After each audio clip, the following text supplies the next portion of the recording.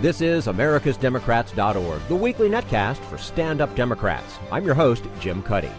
The controversy over Arizona's anti-gay legislation and an HBO documentary on Darwin has put religion right back into the political discussion. Professor Edward Caudill explains how only 60% of Americans believe in evolution and more than half of Republicans don't.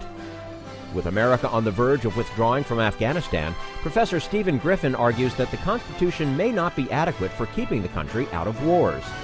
And Bill Press talks with Father Thomas Reese of the National Capital Reporter about the impact of Pope Francis. Are you tired of Tea Party Republicans and Rush Limbaugh dominating the airwaves? Do you want the facts you won't get on Fox or even on CNN? Then stay tuned. Our sponsor, 21st Century Democrats, works hard to get everyday Democrats involved in returning our party to its roots and to success at the ballot box. Sit back and listen, then stand up and fight. And follow 21st Century Democrats on Facebook for all the latest progressive news. We're glad you can join us. Journalism professor Ed Caudill says the media are promoting ignorance of science when they feel obliged to give the non-existent other side of evolution. And joining us now on americasdemocrats.org, the weekly netcast for stand-up Democrats, Edward Caudill is a professor of journalism and electronic media at the University of Tennessee, Knoxville, and the author of a book called Intelligently Designed: How Creationists Built the Campaign Against Evolution. Ed Caudill, thank you very much for joining us today on americasdemocrats.org. I'm glad to be here. Thank you. Now, what do you make of the recent survey that shows only about 60% of Americans believe in evolution, but only 43% of Republicans do? I was absolutely nonplussed by it because it's been the same numbers, give or take a few percentage points, for about 30 years now. It's been very good polls, Gallup polls, so there's nothing shocking in those numbers.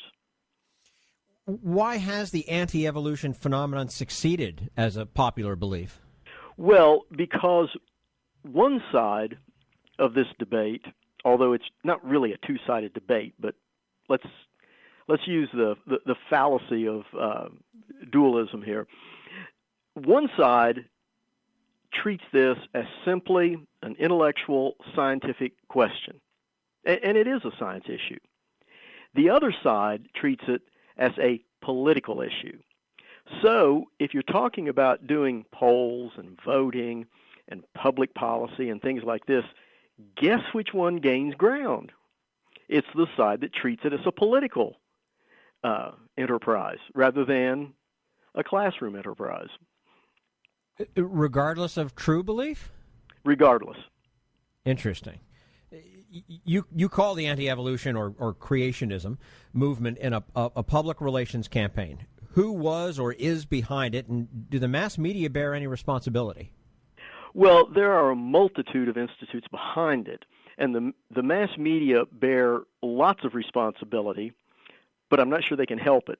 Now, what I mean by that is when you look at the organizations that they're innumerable, that are behind the creationist movement. There are local groups, local churches, but there are national groups like the Discovery Institute in Seattle, multi-million-dollar foundation that's behind creationism. There's the Answers in Genesis group in northern Kentucky that's behind the Creation Museum. Very much a literalist organization, and they built the $20-some million Creation Museum a few years ago, and they've got another museum in the works that's going to cost $27 million. These are political organizations with a religious mission. So they're very well organized, like political action committees. The science side, on the other hand, they treat science like science, not a political debate. So that's why the creationist side, at the very least, holds its ground and is probably gaining. Now, let's see. Part two, you asked me.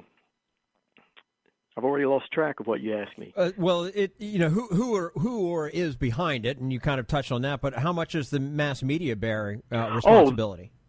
Lots. Yeah. But you can't help it, if that's any consolation. I'm trying to assuage you here. But in all seriousness,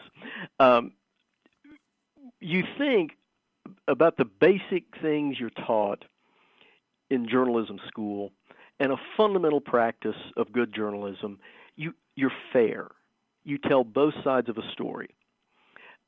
You give us the pro, the con, and you let people have their say.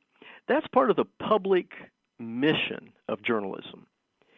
We should do that. We should give voice to lesser voices. That's part of what we do. Even when they're wrong, you are obligated, I think, ethically, to give them voice. This one's peculiar because in fulfilling your obligation to be fair to all sides, you're promoting ignorance. Is science just not flashy enough? I think that's true. You know, I mean, is it just not sold on people? I mean, here we've got basic fact. Well, this is another one of the ironies that we have here is that this is the most scientifically, technologically advanced culture in the history of humanity. And as many as half of our population think the Earth is 6,000 years old. It's incredible. Well, wow. It is. But there again, how does that happen? Well, I think what's going on is the creationist, the young Earth creationism side, has very artfully sold its idea that we have a science argument, we're scientific, we have what's called intelligent design. It fills in all the gaps that science has. So scientists, on the other hand, and they are correct in saying there is no science argument here. We don't have a debate. And then they just sort of walk off the stage. Well, that leaves one side standing at the podium. Mm-hmm. Well, evangelicals, fundamentalists, creationists, this is what they do. They evangelize. And so this gives them an advantage. Scientists, on the other hand, do science. They're not paid to debate non-science issues. So what do you do with this? Yes, scientists don't do a very good job of winning over the public. And if scientists do engage these guys, this gives them equal billing with legitimate science. Do you want to do that? And if one of these debates occurs in your hometown, aren't you as a reporter obligated to cover it? Of course you are. Thereby, you've equated the two sides again. It's a dilemma. Yeah, absolutely. We're speaking with Edward Caudill, a professor of journalism and electronic media at the University of Tennessee, Knoxville, author of a book called Intelligently Designed, How Creationists Built the Campaign Against Evolution. For our listeners who may not have read about or seen the play and the movie Inherit the Wind, can you tell us briefly about the monkey trial of 1925? Well, now, one thing here, first of all. The monkey trial and Inherit the Wind are two different things. Inherit the Wind is a masterful piece of drama. It is a horrible piece of history. It didn't work like that. The monkey trial here in Dayton, Tennessee in 1925 put a high school teacher on trial for teaching evolution in the public classroom. He was convicted at the local level. It found its way up to the state Supreme Court, which threw the conviction out on a technicality because the jury was supposed to set the penalty and not the judge.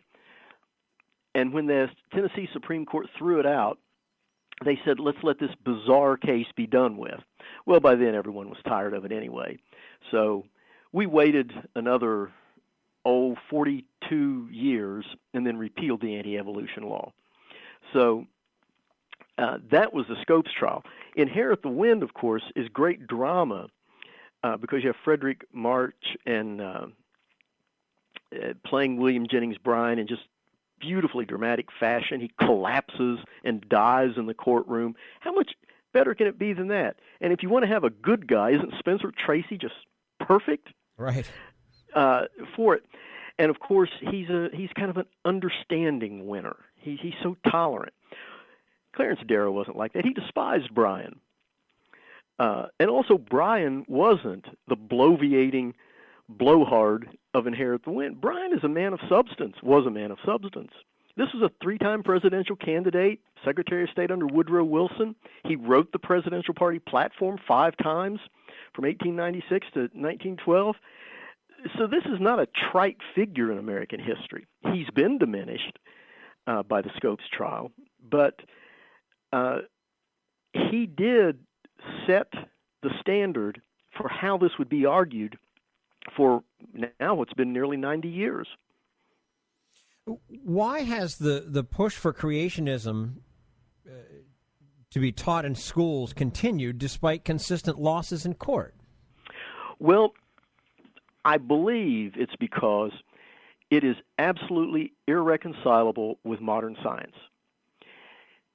We're inclined to think in a political culture that the way you take care of a problem is to find that middle ground. I'll give up a little, you give up a little.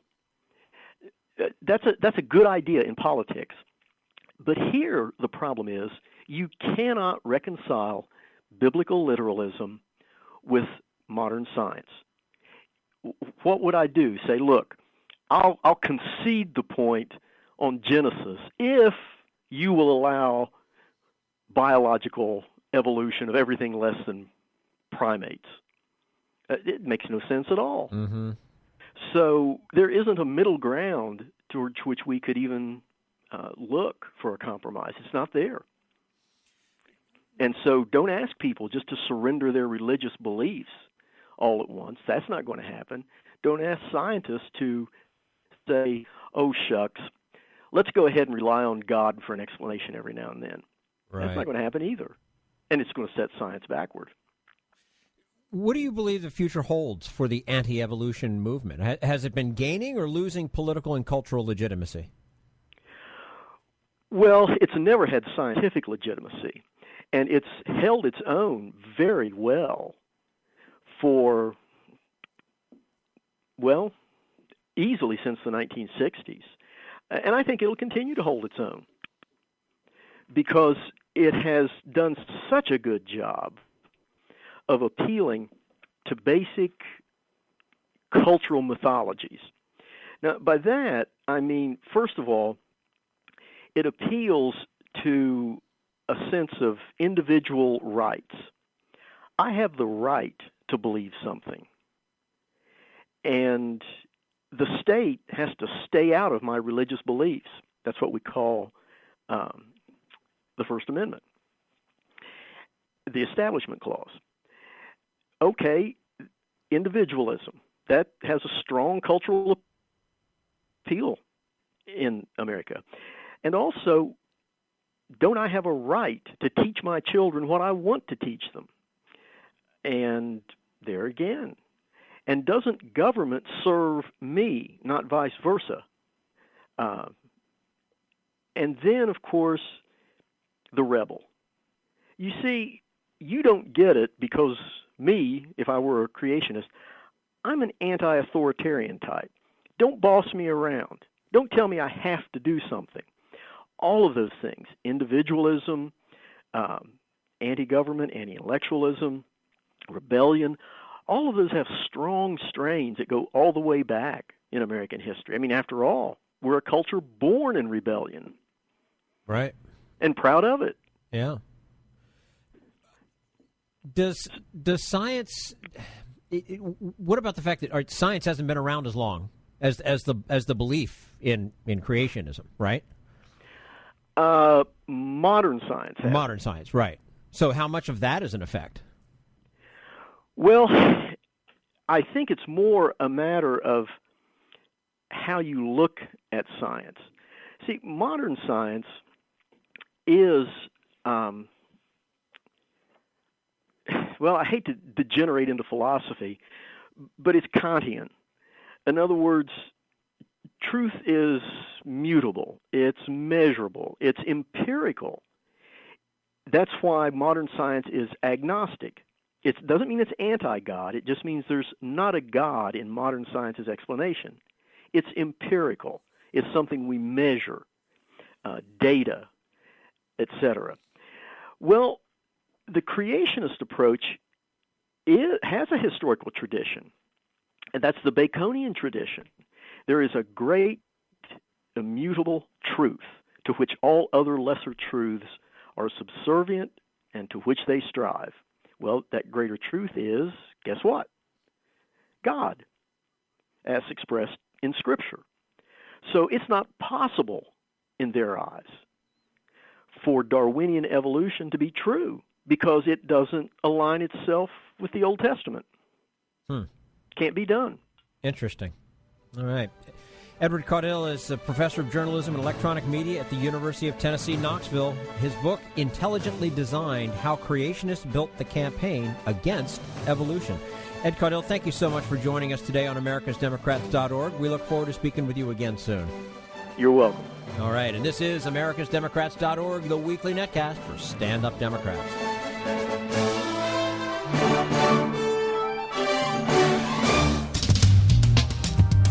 We want you to sit back and listen, but we need you to stand up and fight. Do you want to get involved and help get our party back to its roots and to success at the ballot box? You can make your contribution to Democrats for America's Future and help us keep this show going and to elect Democrats who will stand up for democratic principles. Go to americasdemocrats.org and click on Donate at the top of the page. This is americasdemocrats.org, the weekly netcast for Stand Up Democrats. It used to be that when the United States went to war, it was because Congress declared it. That won't happen anymore, but Professor Stephen Griffin thinks the House and Senate should play a bigger role in deciding when and where to send troops, and we'll talk to him about that in just a moment. Right now, we turn to Jim Hightower, America's #1 populist, for his common sense commentary.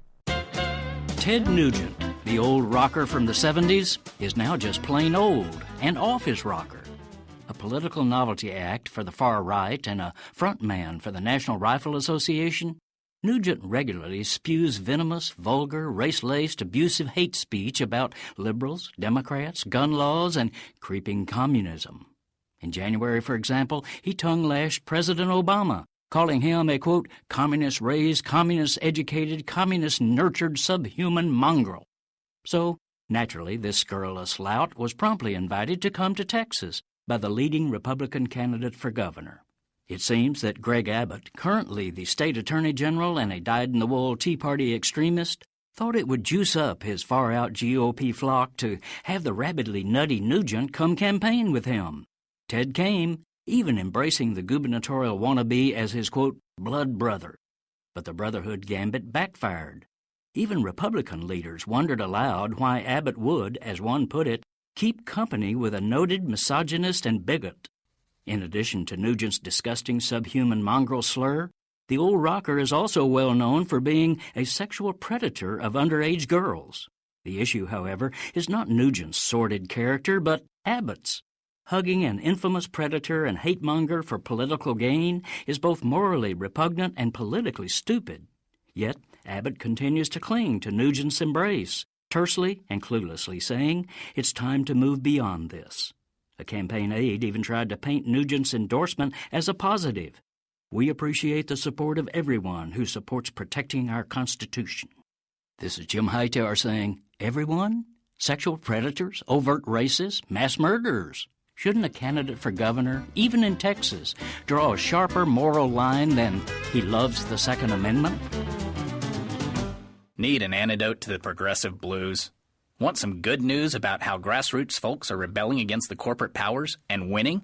Well, here's an easy-to-swallow pill for you, the Hightower Lowdown. Hightower's monthly newsletter will give you the lowdown, even as it lifts you up. It's 4 pages a month, jam-packed with facts you can use, actions you can take, and Jim's own Texas humor, all for only $15 a year. To become a lowdowner, go to hightowerlowdown.org.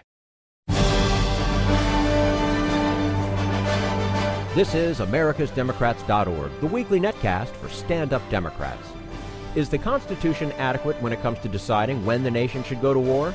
Tulane law professor Stephen Griffin suggests it is not, and that Congress ought to take back some power from the White House. And we welcome Tulane University law professor Stephen Griffin, who specializes in constitutional theory and history at Tulane Law School. He is the author of a new book called Long Wars and the Constitution, about the roles of Congress and the presidency in conducting warfare. Professor Stephen Griffin, thanks very much for joining us today.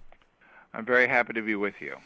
You make the argument in your book that the Constitution is no longer adequate for resolving questions about the use of America's military power. When and how did this occur? Well, I'm not really making the argument that the Constitution is irrelevant, but I would say we have some repair work to do on what I call the constitutional order. And we've had a serious and growing problem that many scholars have commented on ever since really the end of the Second World War and the beginning of the Korean War. And the problem is that with a greatly expanded military capacity, presidents have been able to use their status, which they've always had, but now they have a lot more power, their status as first mover to involve the nation in wars without necessarily all the deliberative process we'd like to see under the Constitution. Now, once President Truman made the first move to involve us in the Korean War, I'm certainly not saying that was a mistake, but the problem is once that happened, that introduced a dynamic which basically convinced every other president, nearly every other president, that they had the same power. And that has set up a very nasty dynamic in the executive branch that we've never really quite corrected by increasing Congress's capacity for making deliberative decisions right along with the president. So that's the source of the difficulty, the early Cold War period. But hasn't conflict between Congress and the executive branch over national security kind of been the rule rather than the exception, going back to even Louisiana Purchase, War of 1812, Civil War? I think actually that's not true if we're talking about the world of the early republic. It's important to keep in mind the distinction between any of the wars we've had where the president goes into the situation not having a very limited military capacity, and the wars we've had where the president already has some capacity. So it's useful to distinguish between, say, what's called the quasi-war with France, a naval war with France we had in 1798, and the Mexican War. Both with respect to the quasi-war with France and the one you mentioned, the War of 1812, we have a general meeting of the minds between the branches and a lot of cooperation. And there's a practical reason for this, which is that in the quasi-war and other early wars, presidents didn't have much military capacity to work with. We created the Navy Department. We really created the Navy to fight the quasi-war with France. That meant that Congress was involved from the beginning, and the president, and this is the point I especially stress in the book, the president had to do a lot more work to justify what he wanted to do with respect to a foreign power. In the Mexican War, things were a little different, and that's arguably where we got a little bit off the track because President Polk already had an armed force available to him in Texas, which he could order forward, arguably into Mexican territory, thus causing the war.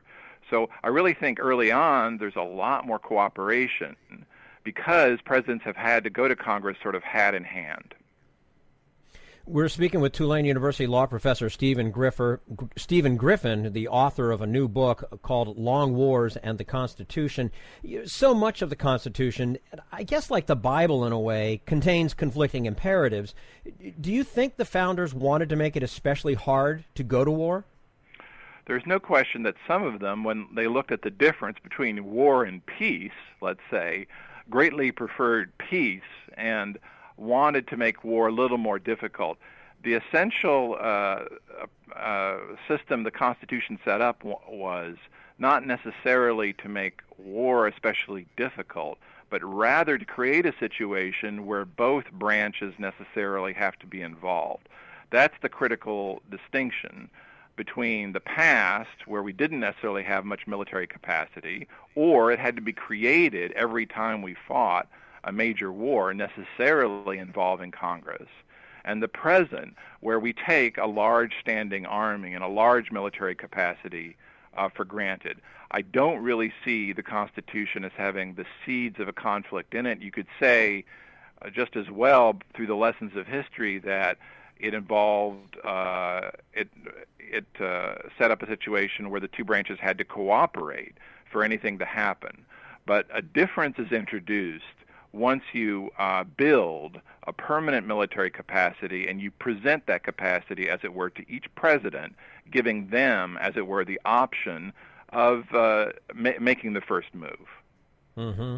Now, we had, as a recent guest on americasdemocrats.org, the historian Mary Dujac, whom you may know, and her thesis is that America has always been at war, that you can't really say there have been times of peace and times of war. Would you agree with that?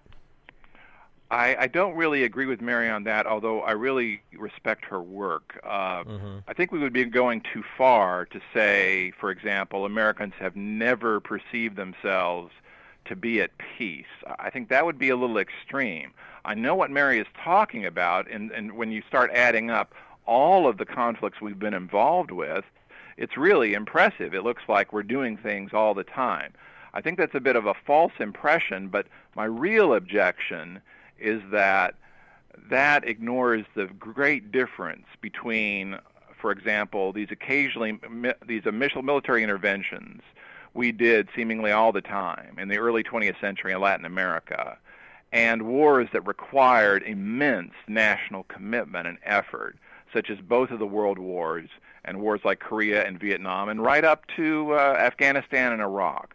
There is not only a there's not only a difference in degree, there's a difference in kind. And that's what justifies my focus in the book. And what I do is I focus on major wars rather than on all of the military interventions we've had. So I do have a disagreement with Mary on that, but it's maybe not quite of a sharp difference. Right, okay. Now, when there is no possibility of declaring war, say very little time to react to an attack on the United States or on Americans, isn't it obvious that the commander-in-chief has at least a moral duty, if not a legal one, to use military force? Well, certainly there's some original intent or original meaning, whatever you want to call it, in favor of the idea that if the president has the capacity to respond, the president is supposed to respond to a sudden attack on the United States. But the fallacy there is to think that you could fight a war constitutionally and also with some, consideration and deliberation solely out of the executive office. And that's a fallacy. And the fallacy is, if the war is going to last a while, you're going to need Congress inevitably in the first place. In the second place, it's not really true anymore that we don't declare war. This is a widespread misconception. And most legal scholars agree that, for example, the September 2001 authorization to use military force, the AUMF, is the legal and constitutional equivalent of a declaration of war. So we haven't really abandoned declarations of war. They've just changed their form. From the perspective of the Constitution, they're the same. And so since Congress is still around, and since you have to go to Congress, you see, anyway, to fight the war over any length of a long period, that's why they need to be involved from the beginning. There's really no barrier to that. And to think, I think it's just a fallacy to think otherwise. Mm-hmm. It's still a declaration of war. It just appears different. That's right. Scholars have identified reasons of international law why we don't literally declare war anymore. But it's a fallacy to think that we're not doing it under the Constitution through the AUMFs. These are serious documents. I'm very sorry that some of them haven't. Some people haven't taken them seriously.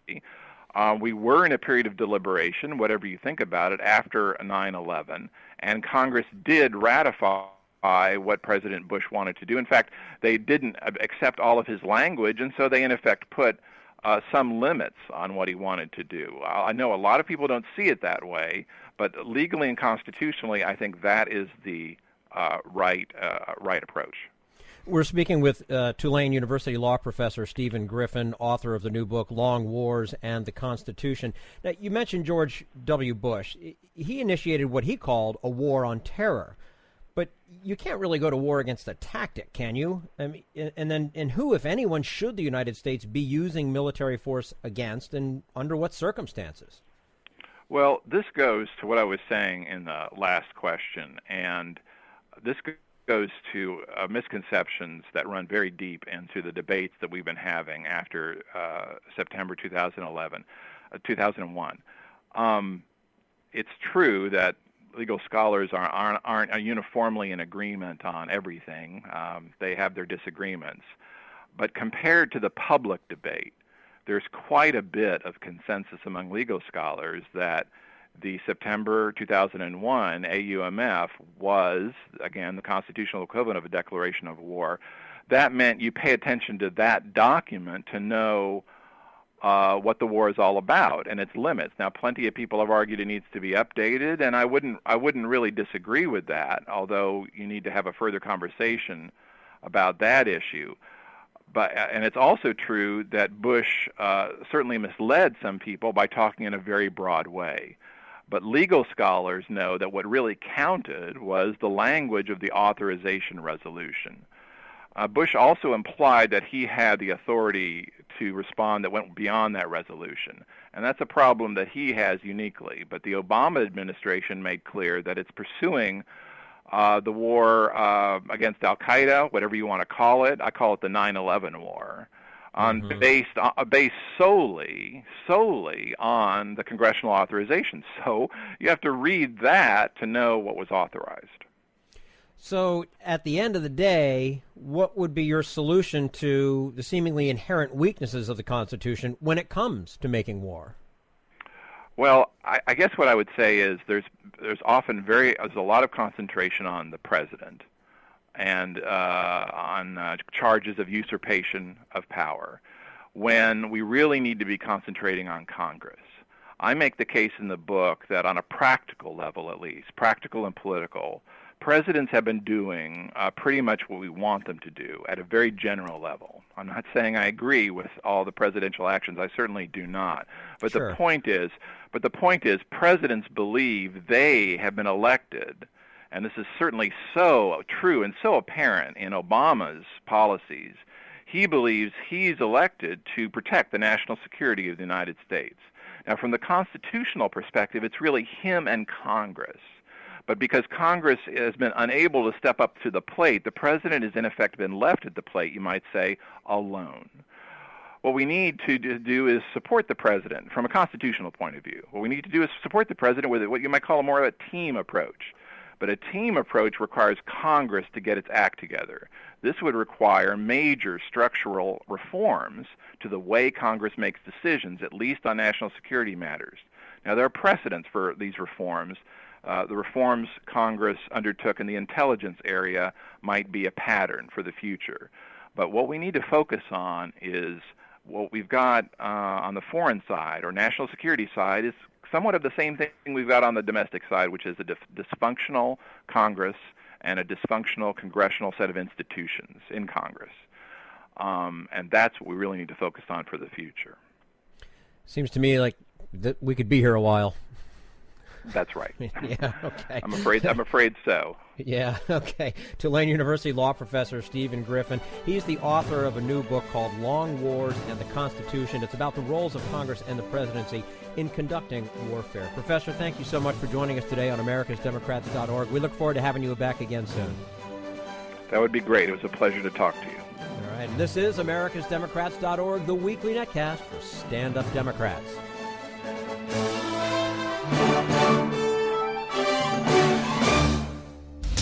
We want you to sit back and listen, but we need you to stand up and fight. Help get our party back to its roots and to success at the ballot box.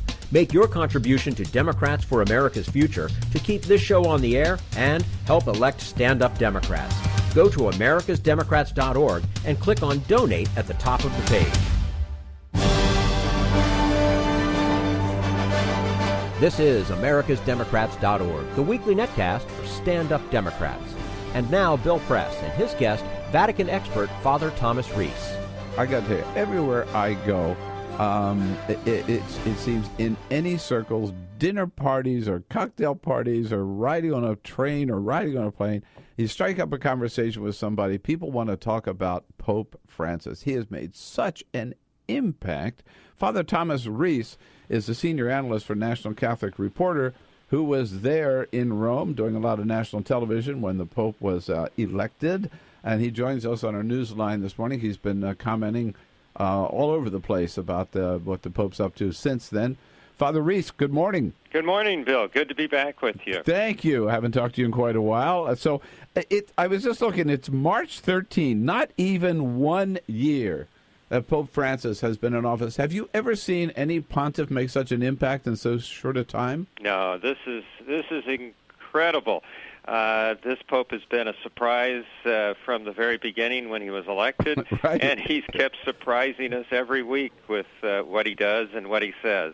You know, I guess we shouldn't have been surprised in a sense, right? Because wasn't he the runner-up to Pope Benedict the last time around? That's right. He was the runner-up at the last election. But also, there was so many things about him that made us kind of say, oh, he'll never be elected. The fact that he was from Latin America, the fact that he was a Jesuit, the fact that he was, hate to say it, so old. All of those things made us think, nah, they won't elect him. Does he continue to live the simple lifestyle that we heard about in the beginning? That's right, he does. This is something he did when he was in Buenos Aires. When he was there, he got rid of the chauffeur-driven limo that the Archbishop always had. He decided he didn't want to live in the Episcopal Palace. So he lived in a simple apartment, cooked his own meals, and, took the bus and the subway to when he went around visiting parishes and things like that. And so we see a lot of that again now that he's Pope. He doesn't live in the Papal Palace. He has a simple lifestyle. He picks up his meals in the cafeteria and eats with people there. It's just not it's not like it used to be.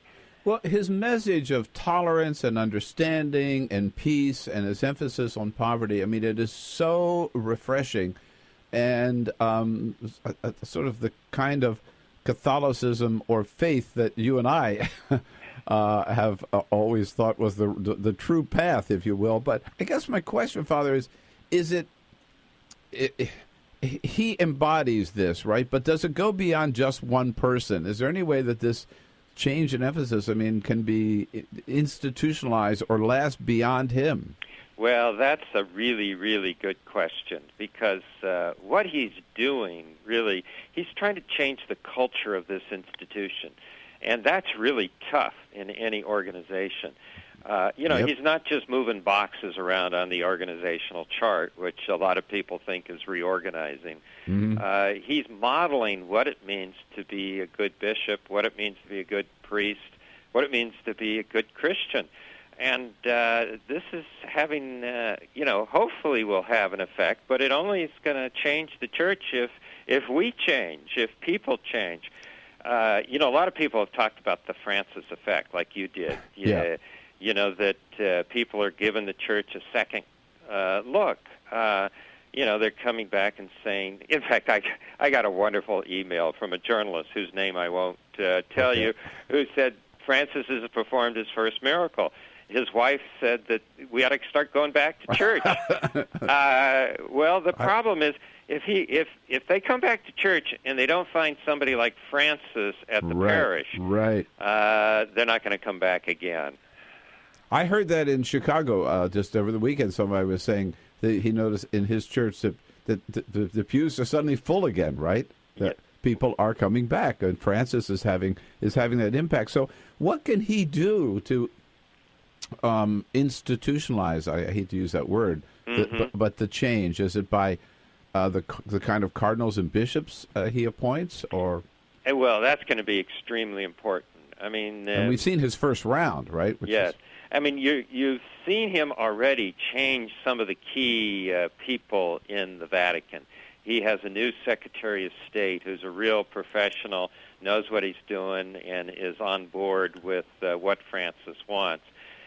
He also made an extraordinary change. There's a famous cardinal from the United States, Cardinal Burke, who was on the Congregation for Bishops. Now, this is the committee that helps pick bishops all over the world, and so he was very influential in influencing who would be made a bishop in the United States. Well, this, let's put it politely, this man was quite conservative. And now he's been replaced with Cardinal Donald Wuerl from Washington, D.C. Now, Cardinal Wuerl is no liberal, but he is much more moderate than Cardinal Burke, and so the kind of bishops that we'll be choosing in the United States will be more moderate than they have been in the past. And several people have made the point, Father, I wanted to ask you about that. What the Pope is doing doesn't represent so much a change in doctrine as a change in tone, I guess, and direction. Is that a correct reading? And is that enough? Well, it's a correct reading, but I think that's more important than people give him credit for. I mean, style is substance in the Catholic Church. When you walk into church, if somebody's talking about rules and regulations and is yelling at you and saying, you're a terrible person, as opposed to you come into church and they're talking about God loves you. God is compassionate and merciful. He's like a loving parent. I compare it to, when kids come home for Christmas from college, how are they greeted by their parents? Is it with a hug or with a series of interrogations? Yeah. What's with the nose ring? What's with the tattoo? What have you been up to? Right? Yeah, who are you sleeping with now? It's a big change from a hug, Yeah. And I mean, he wants a church that hugs people. That greets them with love. So later this month, President Obama is making a special trip to the Vatican to meet with the Pope. What are they going to talk about? Well, I think high on the Pope's agenda is going to be poor people. I mean, this president, if you take a look at his words, he hardly ever used the word poor people. He always talks about the middle class. So much so that you think he's afraid to talk about the poor because this will drive the conservatives in this country crazy. This Pope doesn't stop him. He says we have an obligation to take care of the poor. He's concerned about the growing gap between the rich and the poor. Yeah. On economic issues, this Pope is to the left of Obama. Heck, he's to the left of Nancy Pelosi. And actually, Pope Benedict was too, but nobody ever noticed. Yeah. Well, again, talk about style, right? Yes, exactly. Yeah. The only thing people have paid attention to with Benedict was when he talked about gays or abortion or these kinds of things. In fact, in his encyclicals, he talked about the importance of government for the regulation of the economy. And even more extraordinary, he talked about the role of government in the redistribution of wealth. Now, how many people have you had on your program that talked about government as the purpose to redistribute wealth? Not even the Democrats. No. Exactly. Well, I think the Pope and the President, again, on income inequality, that's a theme that both of them have been stressing. That's going to be a very, very important meeting. And jobs. Yes, absolutely, yeah. God, it's so good to have you with us today, Father. Thanks so much for your time, and we look forward to seeing you again soon, and maybe we can lure you into the studio here as well. Good talking to you, Bill. All right, thanks. Father Thomas Reese, you see him all over the tube. He's one of the best analysts on what's happening in the Catholic Church, particularly with Pope Francis today, at the National Catholic Reporter, ncronline.org. That's all for americasdemocrats.org. Thank you to all who made today's show possible. Edward Caudill, Stephen Griffin, and the entire Bill Press team. And thank you for listening. If you liked what you heard, please get involved in our efforts to keep this show going and to elect Democrats who are bringing the party back to its roots. go to americasdemocrats.org and click on Donate at the top of the page. And be sure to find 21st Century Democrats on Facebook. For americasdemocrats.org, I'm your host, Jim Cuddy.